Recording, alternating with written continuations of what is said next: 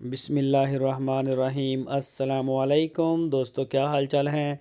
मैं उम्मीद करता हूं कि मेरे तमाम दोस्त खैरियत से होंगे। दोस्तों, खुशी भाई जोड़ी गाय की लेके आए हैं फॉर सेल।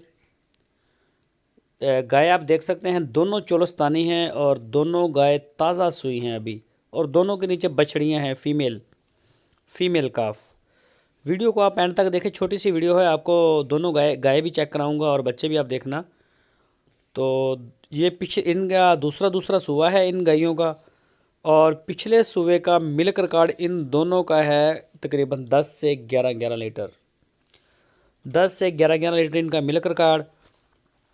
जो भी दोस्त ख़रीदना चाहें वो रब्ता कर सकते हैं, और इंशाल्लाह वो आपको मिल जाएंगे। लोकेशन है इसकी हरूनाबाद सिटी।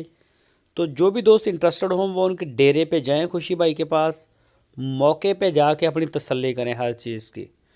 वहाँ जाके देखें, दूसरी गाय ये है जी आपके सामने। वहाँ जाके आप तसल्ली करें, चेक करें, थन, चड्डा, दूध, बच्चा, हर चीज़ को तसल्ली कर से देखें। उसके बाद आप डील करें। पूरे पाकिस्तान में कार्गो की सहूलत हमारे पास मौजूद है। जहाँ आप चाहेंगे इंशाल्लाह उसी जगह पे आपको कार्गो भेज दी जाएगी।